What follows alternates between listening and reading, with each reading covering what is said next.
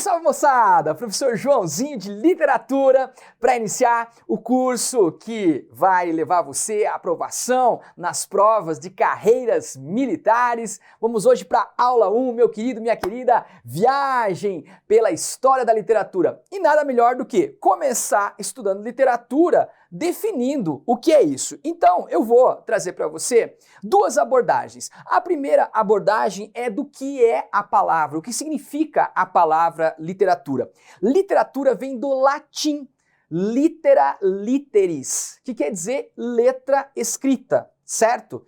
Isso é, portanto, a tradução, vamos dizer assim, da palavra literatura. Mas a coisa que você estuda para as provas de concursos, vestibulares e afins é algo mais complexo e às vezes até controverso. O que significa literatura para um não é o que significa para outro, mas não tem problema, né? Você tem a literatura médica, a literatura científica, mas essa que você estuda para concurso, a gente tem como definir de uma maneira mais ou menos segura. E a literatura é, antes de mais nada, uma arte, beleza? Vamos colocar essa palavra aí, vamos escrever um resuminho legal? Arte. Portanto, é uma matéria, é uma disciplina diferentona da maioria das que você tem para essas provas de concurso, tá certo? Porque física é o quê? Física é ciência, biologia é ciência, história é humana, mas é ciência. E a literatura é uma arte. Então, ela é um pouco diferentona. Eu digo que ela tem que ser ensinada e aprendida de maneira um pouco diferente, porque ela é diferente. Então, eu vou usar aí guitarra, música e tal, que eu acredito que vai fazer com que você aprenda melhor e aprendendo melhor, você responda melhor as questões, tá certo? Então porque a arte, ela é mais fácil? Não, às vezes ela é tão ou mais complexa que as ciências, mas tendo a sua especificidade de ser uma arte, beleza? Arte do quê? Da palavra, tá certo?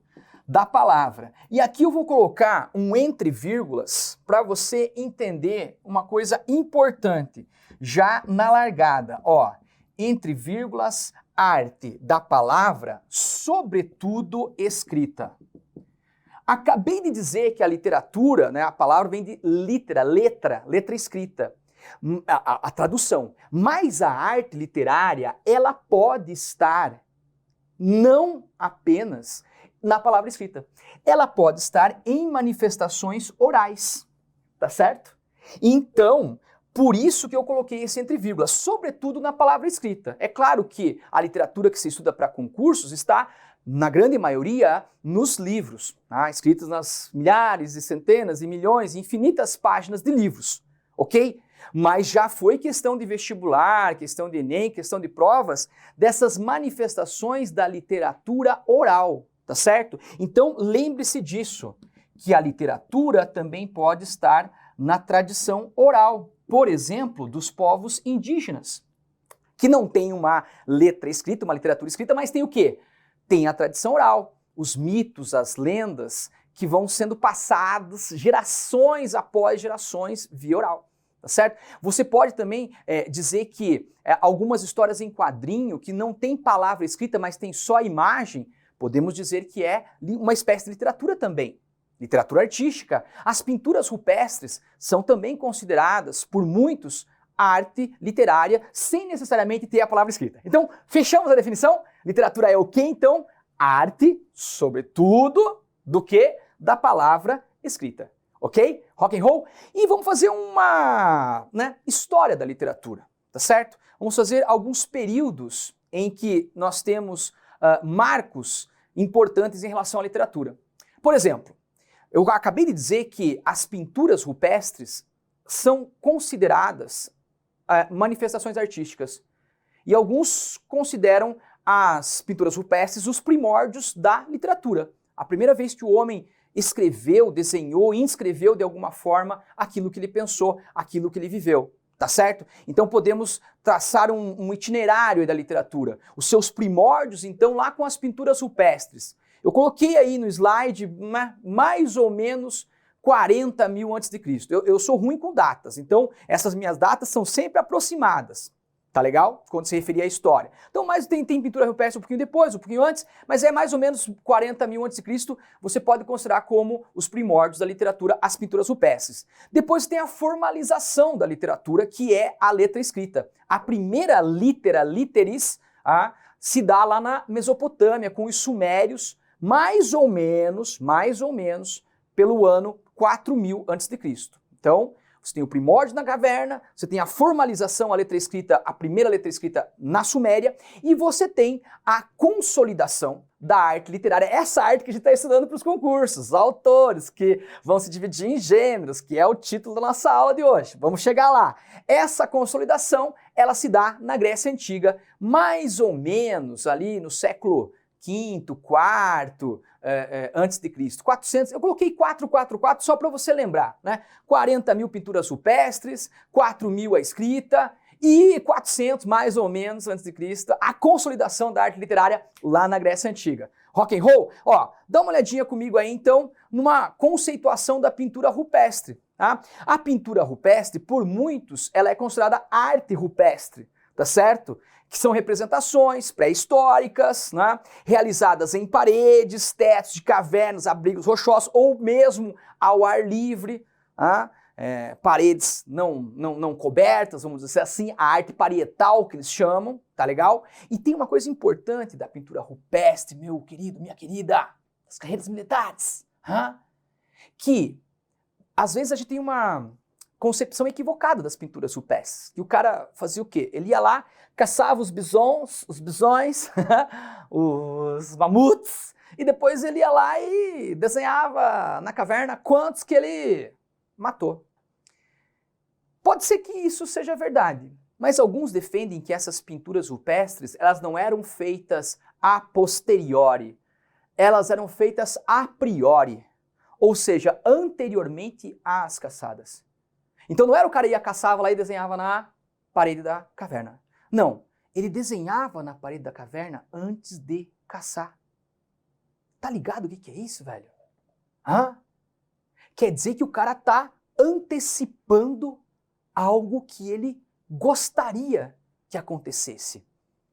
É uma realidade paralela, ele tá projetando uma outra realidade baseada nessa realidade anterior. E isso é o princípio do quê? Alguns dizem que é o princípio da religião, tranquilaço, tudo bem, mas é o princípio da arte também, o princípio da ficção. O que é ficção? Ficção é você projetar um outro mundo que não é o mundo real, mas ele é pautado, baseado, ele é feito a partir do mundo real. Olha que louco isso, cara! Então tá aí, ó, essa pintura que se divide em pintura e gravura, tá legal? Que tem essa interpretação controversa, alguns dizem que pode ser arte, outros que não, mas vamos ver que, vamos lá que caia na prova de concurso para você. Existem afirmações de que essa pintura era feita como um ritual, cunho ritualístico. E esse cunho ritualístico pode antecipar tanto a religiosidade humana, como também a arte humana, tá certo? Por isso, primórdio da literatura. Olha aí, ó, esse bisão lindo lá no Paleolítico Superior, 14 a 12 mil antes de Cristo. Olha que coisa linda. Os nossos ancestrais fizeram isso. Eu nem achei tão grande coisa. Dá uma olhadinha aí, ó. Maluco, feita lá, é a Capela Sistina da pintura rupestre. Olha os caras ali em andaime pra ver como que o cara fez isso aí, cara. Com técnicas muito refinadas para a época. Ou seja, o homem está predestinado a fazer, a fruir a arte. E é por isso que isso é cobrado em concursos. Meu querido, minha querida. Olha aí, ó, essa mão lá na Gruta de Chauvet, lá na França, 32 mil anos antes de Cristo. O cara foi lá, fazia pigmentações variadas, né? Era sangue, às vezes, saliva, uma mistura de minérios, de folhas e tal. E o cara vai lá e mete a mão na caverna. Pra quê? Só brincar de pintar? Não, talvez ele esteja fazendo o mesmo que todos os artistas fizeram ao longo da trajetória humana. Tentar lutar contra a finitude humana. Depois que eu me for embora, eu registrar, ó, eu estive aqui. Eu fiz algo, eu realizei alguma coisa. Eu inscrevi alguma coisa, por isso a pintura rupestre é considerada o primórdio da literatura. E lembrar, só para fechar essa primeira parte aí, que, vem cá, o Brasil é riquíssimo nessa produção aí, né? A Serra da Capivara, aqui no Piauí, mais de 30 mil figuras coloridas. Fica ligado, isso pode ser abordado também em provas. Rock and roll, vamos para frente? Tá. Fizemos a primeira parte. A primeira parte, então, foi pintura rupestre. Segunda parte, a escrita, a formalização. Surgiu uma litera literis. Maravilha? Mais ou menos lá pelo ano de 4000 a.C., lá na Mesopotâmia, um povo chamado Sumérios desenvolveu a primeira escrita da história, que é a famosa escrita cuneiforme. Você está ligado, você sabe disso. Cuneiforme porque era feita em forma de cunha, em tábuas de argila. Aí fica aquela dúvida, Joãozinho, mas e a escrita dos egípcios? E a escrita dos fenícios? Qual que é a mais antiga? Elas são quase que concomitantes. Elas são quase que simultâneas, mas os mais antigos registros ainda são da Suméria. Então, a escrita suméria, a escrita cuneiforme, é a mais antiga. Tranquilidade? E daí você tem os hieróglifos dos egípcios e a escrita alfabética dos fenícios quase que concomitantemente, tá? Mas mais antiga, a primeira letra escrita, então a primeira literatura, litera literis, foi a dos sumérios, a escrita cuneiforme. Para que servia essa escrita de modo geral, de modo mais importante? Ela servia para organizar a sociedade. Por que eu escrevi aí esses slides? Por que eu escrevi um material que você está conferindo aí? Por que eu estou escrevendo no quadro? Para organizar a minha aula, tá certo? Então tinha lá uma organização necessária, jurídica, econômica, tá certo? As cidades vão crescendo e daí, pô, vamos organizar quantas sacas de cevada nós colhemos na estação passada? Não lembro. Quantos boi tem lá naquele curral? Ah, não sei, não contei, mas esqueci. Então anota aí. E leis, você não pode fazer isso. Por que não pode fazer isso? Ah, porque o fulano falou. Mas quem que falou? Ah, não, tá aqui, tá escrito, tá a lei, sacou? Então, essa primeira escrita, ela tem um caráter pragmático. Pega essa palavra aí, pragmático. O que é pragmático? Prático. Serve para alguma coisa. Rock and roll, função jurídica, função econômica. Tá faltando alguma coisa ainda aí, né? Para ser a nossa literatura que nós estudamos por concursos, certo? O que tá faltando aí? Essa palavrinha aqui, ó. Opa, bati meu cotovelo. A palavra arte. Então é quando eu escrevo alguma coisa, não só porque ela tem uma função prática, mas eu escrevo algo para projetar uma outra realidade, como lá as pinturas rupestres, para que algo saia da minha alma e toque a alma de um outro ser humano. E isso vai se dar, a arte literária, consolidada aonde, velho? Lá na Grécia Antiga. Tá certo? Olha a palavra que eu estou usando. Consolidação. Eu não estou falando em surgimento. Por quê? Porque surgimento quer dizer que foi a primeira vez que escreveram artisticamente foi na Grécia. Não, não foi, tá? Você tem escrita artística lá nos Sumérios, por exemplo. A epopeia, a lenda do Gilgamesh, tá certo? A lenda da criação do mundo, não sei o quê. Você tem o livro dos mortos dos egípcios, que é meio religião, mas também é meio literatura. Tem a história dos deuses, né? Ísis, Osíris, Horus, Set. Mas isso são manifestações esparsas de literatura artística. Tinha uma ou outra lá na Suméria, uma ou outra no Egito, só que a bagaça vai explodir e se consolidar, né, nesse negócio que você estuda hoje, gênero narrativo, gênero lírico, gênero dramático, e poesia, e teatro. Isso vai se consolidar aonde, meu querido, minha querida? Na Grécia. Consolidação. Há um boom da arte literária. Muita gente escrevendo de maneiras muito diferentes, com formas diferentes, com pegadas diferentes, e é aí que está o nosso conteúdo número 1 de todas as provas de concurso quando cai literatura, tá certo? Então, pegou uma prova lá de concursos militares, literatura lá, pode ver, número 1, qual vai ser o primeiro conteúdo? Gêneros literários. Vestibular, qualquer vestibular, Enem, conteúdo número 1, gêneros literários.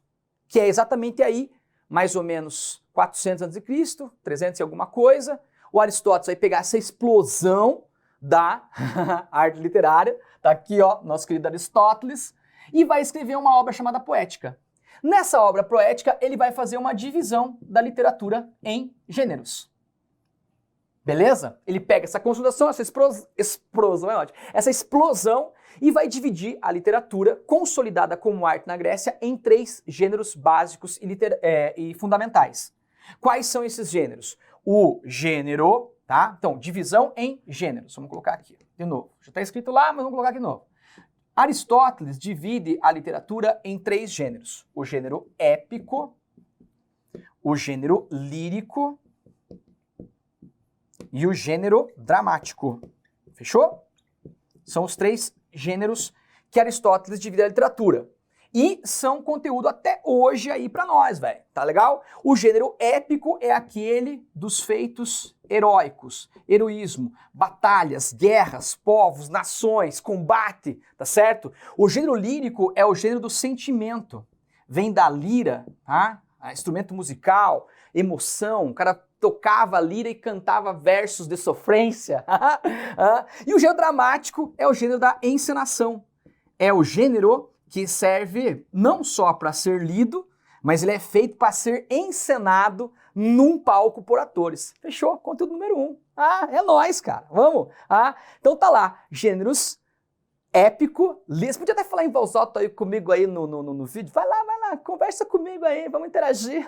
Quais são os 3 gêneros divididos por Aristóteles? 3 e épico, lírico, dramático. Tá certo? Feitos heróicos, gênero épico, sentimento lírico, encenação dramático. Vamos pra frente, tá? Vamos dar uma geralzona no gênero épico. O gênero épico vem de epopeia. O que é epopeia? Um longo poema narrativo que narra uma batalha, uma guerra, um feito heróico de um povo e de uma nação. Lembra lá da aula de história? Ilíada e a Odisseia, 2 epopeias do Homero, lá na Grécia Antiga. A Ilíada é a história entre a guerra entre gregos e troianos, e a Odisseia é a volta do herói Odisseu ou Ulisses para sua terra natal. Leva 10 anos para voltar, né? Por isso Odisseia, a gente chama, nossa, essa viagem foi Odisseia, demorou. Então tá aí 2 poemas épicos, 2 epopeias fundamentais da Grécia Antiga, de Homero. Você tem também na Roma Antiga, Eneida, do herói Enéas, a fundação de Roma. Você tem uma epopeia importantíssima na literatura em língua portuguesa, que é os Lusíadas, tá certo? As navegações dos povos, dos portugueses, tá? Vasco da Gama, os Lusíadas, os Lusos, tudo bem? Longos poemas que narravam feitos heróicos, epopeias, daí gênero épico, tá legal? No Brasil você tem algumas tentativas de poemas épicos. Prosopopeia de Bento Teixeira no Barroco, você tem lá no Arcadismo tentativas de poemas épicos com Caramuru, do Santa Rita Durão, Basil da Gama, Uruguai, tá? Os Timbiras, do Gonçalves Dias, um épico incompleto, que ele morreu antes de terminar. Então, no Brasil, nós não temos uma grande epopeia realizada, mas em língua portuguesa nós temos Camões e os Lusíadas, tá? Então, esse aí é o gênero épico.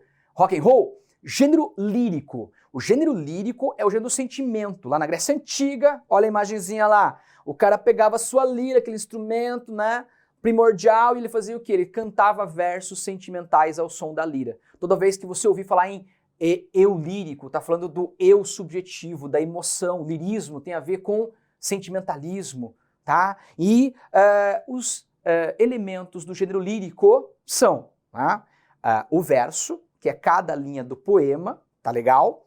A estrofe, que é a reunião de versos. Aí você tem estrofe com 2 versos, que a gente chama de dístico, de 3 versos, terceto, quarteto, é fácil, quinteto, 6, sextilha, 7, sétima, tranquilo, os nomes são autoexplicativos, beleza? No gênero lírico você tem rimas, que são aproximações sonoras, a gente vai trabalhar isso ao longo dos vídeos, vamos trabalhar os poemas, rimas e tudo mais, é só para você ter uma noção geral. A métrica, que é a contagem de sílabas poéticas, depois a gente vai ver isso com mais calma, né? Você contando as sílabas poéticas daquela maneira que você conta até a última sílaba tônica e junta vogais em palavras diferentes, né? Aí o que acontece? Se você contando sílabas poéticas, você pode ter lá, por exemplo, 7 sílabas poéticas num verso. Ó, vamos lá. Famoso, canção do exílio, ó. Minha terra tem palmei. Você conta até a última sílaba tônica, então é só até o mei. 7 sílabas poéticas. Como é que chamo isso? Redondilha maior. Tá certo? 7 sílabas poéticas. Quando eu tenho um verso com 5 sílabas poéticas, eu chamo de redondilha menor. Essas métricas são usadas em cantigas populares. Pegou redondilha aí, ó, na prova, apareceu pra você redondilha, é o cara querendo se aproximar do povão, velho. Tanto é que se você pegar aí cantigas populares, tá ligado? Pega aí cantiga de roda, cantiga, ó, vamos lá, ó. Batatinha quando nasce, ó, 7. Espalha a rama pelo chão, 7. Pegou? Ó, atirei o pau no gato. Atirei o pau no gato, mas o gato não morreu. Redondilha maior, fácil de lembrar. Poesia popular. 5, redondilha menor. 7, redondilha maior. E daí você tem decassílabo, que daí já é mais complicado. Fazer com 10 sílabas, ó. As armas e os barões assinalar. 10. Decassílabo, poesia clássica. E do decassílabo, de 12 sílabas poéticas, o alexandrino também é mais classudão, tá certo? Vamos falar sobre isso muito em outros vídeos, relaxa, analisaremos poemas com todas essas métricas. Show? E daí aqui você tem, eu citei aqui para você algumas formas aqui de poemas, né? Ode, que é um poema de tom alegre, lembra de Ode à Alegria lá, nona do Beethoven?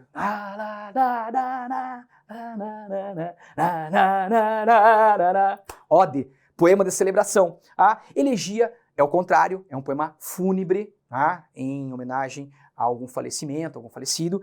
Epitáfio é o que se escreve na lápide, um pequeno poema que se escreve na lápide. Epitalâmio, poema para quem vai casar. E haikai, que é um poema de origem oriental que tem 3 versos. Forma fixa. E falando em forma fixa, a forma fixa mais importante que nós temos, que é o quê? Que é o soneto. Aquela forma fixa que tem 2 quartetos e 2 tercetos. Ou seja, 2 estrofes com 4 versos, 2 estrofes com 3 versos. Soneto. Veremos muito, tá? E daí, para encerrar essa parte teórica da nossa aulinha, nós fazemos alguns exercícios, o gênero dramático. Quais são os 3 gêneros? Fala comigo em voz alta. Vai, conversa comigo aí. Vai lá, 1, 2, 3 e...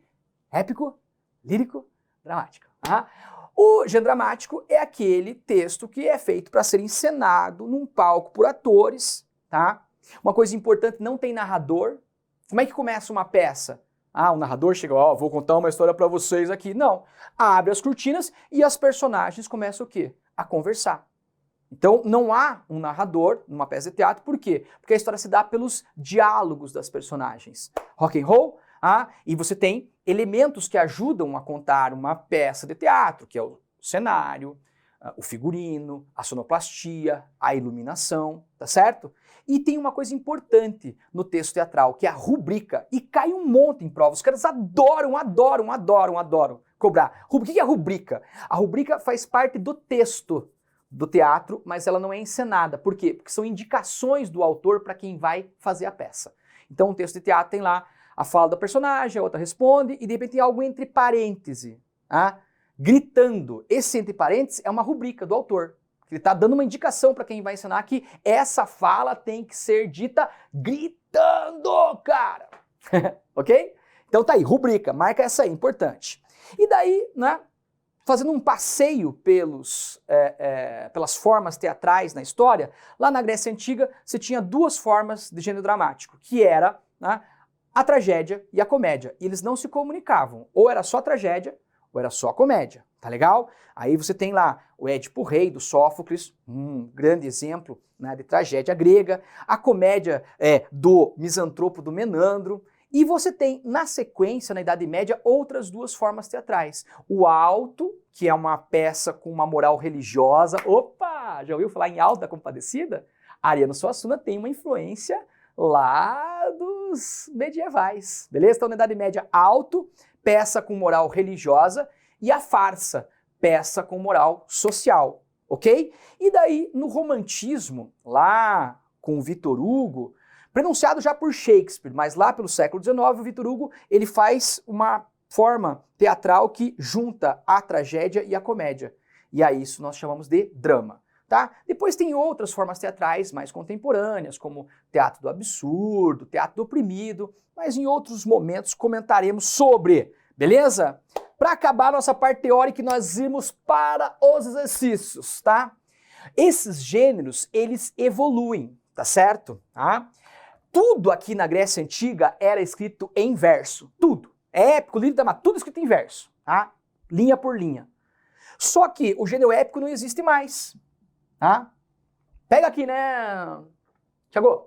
Rola, né? Então, o gênero épico evoluiu para o gênero narrativo moderno, tá certo? Agora você não precisa contar uma grande história, basta contar uma história, tá certo? E o gênero narrativo moderno vai ter várias formas narrativas. Romance, narrativa longa, muitas páginas, muitos personagens, muitos espaços. Narrativa curta, o conto. Narrativa intermediária, a novela, não é novela de televisão, novela literária, né? Nem tão longa quanto o romance, nem tão curta quanto o conto. A crônica, que é extremamente curta, no jornal, né, nas publicações online hoje, né? Uma página só, meia página, tá tranquilo? Beleza? Então as narrativas modernas são a evolução do gênero épico. Alguns questionam essa definição, mas eu acho que ela, para vestibular, para concurso, tá lá super ok, beleza? Então o gênero épico evolui para as narrativas modernas, né? Conto, romance, crônica, novela, fábula, que tem personagem como animal, apólogo, personagem como objeto, beleza. O gênero lírico, ele evolui, nós podemos dizer, para a poesia moderna. É o único que continua sendo escrito em verso. Poesia moderna. E o gênero dramático evolui para o nosso teatro moderno. Tranquilidade? Ficou legal aqui, Thiago? Dá para ler? Rock and roll é isso. Essa é a nossa aulinha, teoricamente falando. Vamos para a questão? Vamos nessa? Responder aí 2 questõezinhas e nós encerramos a nossa aula. Tá tudo certo com você aí? Dá uma respirada, tranquilidade? Vamos lá. Então, questão ali. Os gêneros literários são empregados com finalidade estética. Leia os textos a seguir. Busque amor, novas artes, novo engenho para matar-me e novas esquivanças, que não pode tirar-me as esperanças. Que mal me tirará o que eu não tenho? O amor tirando a esperança. Vai tirar a esperança de quem? Que eu não tenho nada. O amor tirando até o que a pessoa não tem. Muito bem, quem já passou por uma paixão assim, né? Levanta a mão. Opa. Vamos para o outro texto. Porém, já 5 sóis eram passados que dali nós partíramos, cortando os mares, nunca doutrem navegados, prosperamente os ventos assoprando, quando uma noite, estando descuidados, na cortadora proa, vigiando uma nuvem, que os ares escurecem, sobre nossas cabeças aparece. Ficou tranquilo, hein, cara? Tranquilidade. O primeiro, né, texto falando do quê? Do amor, da esperança, o cara que não tem esperança, que não... E o segundo falando que estamos nos mares, e uma nuvem, e aparece sobre nossas cabeças. Ficou tranquilo, hein? Sossegado. Ação alternativa que apresenta, respectivamente, a classificação dos textos. Vamos lá, ó. Épico, lírico, lírico, dramático, lírico e épico, lírico e dramático, dramático. O primeiro que nós lemos, ai o amor, ai a esperança. A primeira vez que eu vou escrever aqui agora, vamos ver se vai dar certo, caneta. Esse primeiro texto é o quê? Sentimento, emoção, gênero lírico, beleza? E o segundo, estamos no mar, navegando, uma nuvem negra sobre nossas cabeças, teremos que vencer uma tempestade. Gênero o quê? Épico. Então o primeiro, sabia que eu não ia conseguir, não tem problema. Pera lá, vamos de novo, relaxa. Aqui, vamos lá, João Amalho, acerta. Eu só queria grifar. Ali, ó, o primeiro é lírico e o segundo é épico. Portanto, letra B.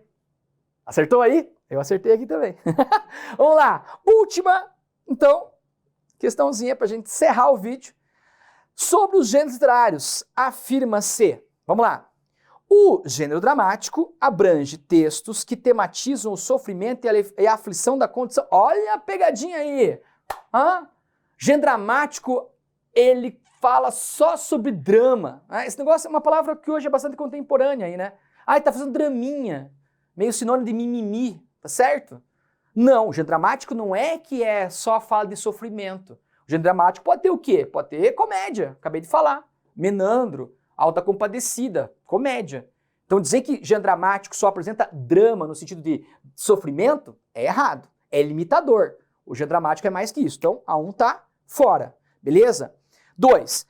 Textos pertencentes ao gênero lírico privilegiam a expressão subjetiva. Isso, essa palavra é importante do gênero lírico, subjetividade, emoção, sentimento, tá? De estados interiores. Isso, o meu eu interior, o meu eu lírico. 2, verdadeira. 3. O gênero épico compreende textos sobre acontecimentos grandiosos.